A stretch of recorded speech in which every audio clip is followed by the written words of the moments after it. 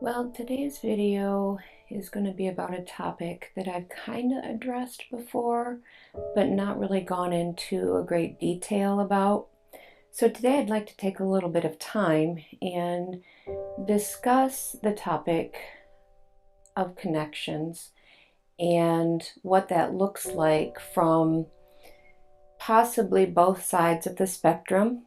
There will be a couple of videos that follow this one that are going to describe how it looks like on the other side. I'm going to try to describe what it looks like from my side, and hopefully through this there can be some understanding gained by those who have loved ones that suffer from mental illnesses and that battle with trying to reach out to people and connecting with individuals, and also help those who do struggle and fight with mental illnesses to understand that there is somebody else out there that understands. This is a topic that holds a lot of stigma for mental illnesses. People don't seem to understand that it is debilitating, it is crippling. Just because you can't see it doesn't mean it's not real. When people don't seem to see an illness or a disability, they tend to forget about it or think that it's not as strong or powerful, or that it just goes away and gets better. Well, I'm here to tell you that that's not the case. Mental illness is classified as a disability for a reason. When I talked earlier about not reaching out to even my close family members and how I wouldn't have even reached out to my husband, I need to expound upon that one a little bit, because even though my husband lived with me in the same house, I didn't reach out to him very often. I kept quiet about a lot of things and didn't tell him about a lot of my struggles. And when things got really bad and dark, there were thoughts of ending my life before I even verbalized it to my husband. It's really difficult to share how you feel with other people when you can't even put it into words how you feel. One of the things that is really hard for me in particular, and I know others that I've heard who suffer from mental illnesses, when you are trying to end your life, wanting to end your life, when things get so dark and bad that you can't function anymore because the pain hurts so bad, you try to push people away. By pushing people away, it makes it easier to be non-existent anymore because they don't care. And if you can be successful at pushing people away, there's no reason to be around anymore. So I think of people who are well known, like Robin Williams. He suffered a long time in pain, mental, physical, and even his family members didn't really know how deep it went until he took his own life. And they were shocked. These were people that lived with him every single day, and they were shocked. It's not easy to talk about how we feel. When depression starts for me, or when I start to feel like it's on the cusp for me, I tend to withdraw from people because I am trying to focus on me. And then sometimes when it gets even darker, it's just too difficult to reach out. I physically can't do it. It's hard for me to do because doing that would take energy. And I know it sounds strange, but energy is a rare commodity when I am in a dark place. On the rare occasion that I have been able to open up to individuals and share how I feel, that's been a big step for me. That's been huge. The courage and the strength that it took to open up to someone is way more than I can even tell you. It physically exhausts me to do that.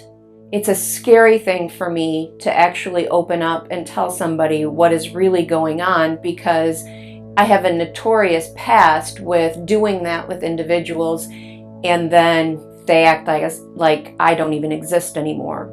That is a dangerous thing to do for someone like me, because it took a lot to do that. It took a lot to open up, and then all of a sudden that person or persons no longer talk to you, no longer communicate with you.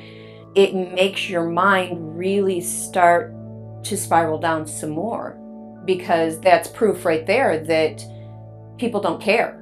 And why? Why should you open up? Why should you say anything? It doesn't matter anyway. They're not going to care. They're not going to reach out. One of the worst things you could do to an individual like me is, when I do reach out, to not continue to try to reach me, not continue to open that door and keep it open, because I'm not going to reach out more and more to you if I don't get that reciprocated. It's hard enough to do it in the beginning, let alone continue to do it, if that person no longer shows that they are even interested or care.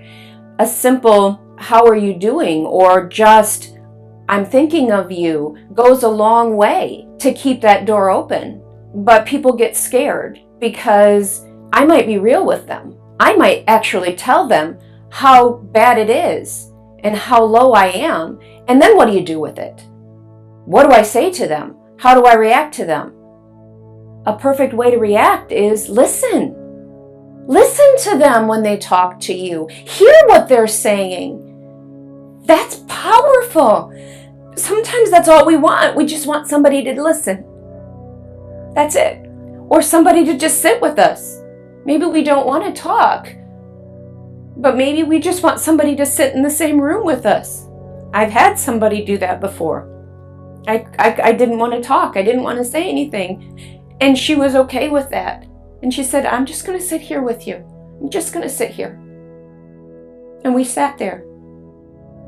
I don't know for how long, we just sat. But she didn't want to leave me alone. So she just sat with me. And that simple act right there helped. It doesn't matter what title you hold in my life. If you're a child, if you're a spouse, if you're a parent, if you're a sibling, if you're an aunt, you're an uncle, you're a friend. When I get like that, it's hard for me to reach out. Truly is very, very difficult for me to start up a conversation. But I don't ignore people. If they were to message me or call me or try to reach out in any way, I'm not going to ignore you. I will respond to you. I will happily have a conversation. It may not be a long and in-depth one, but at least I'm going to respond to you. I may say things to the effect of, "Well, right now I can't really talk about that. Just know that it's really hard for me to do that. Someday when I'm able to, maybe perhaps I'll be able to do that, but for now I can't." And that's okay. It's okay for me to say that. And it's okay for that person to hear that. But what's not okay is for that person to hear that and then just think that I'm blowing them off, because I'm not blowing them off. What people need to understand is I'm struggling and I'm battling something you can't see, and it's real. And that battle doesn't go away just because you're not asking me about it anymore. I fight battles daily. I continue to fight them daily. I'm currently fighting battles daily. I'm not going to let what is going on in our lives take me down. It wants to. It really does want to. And I am finding it hard to reach out to individuals again and seek them out, but I am purposely taking little steps and initiating some conversations. Purposeful. That's the goal for me right now, is I need to be purposeful. If you're on that list of people that have continuously been there with me and continuously stuck through with me, and when I tried to push you away, you wouldn't let me push you away, you're the ones that I am going to continue to try to keep that line of communication open with you. And if I don't, please initiate it, because that's important. And I need those to understand that suffer and fight that you're not alone. I get it. I understand it. Seek out individuals that will listen to you, that will hear you, and that won't require you to meet their requirements and their picture of what they feel you should be. Because you be you, and you continue to fight.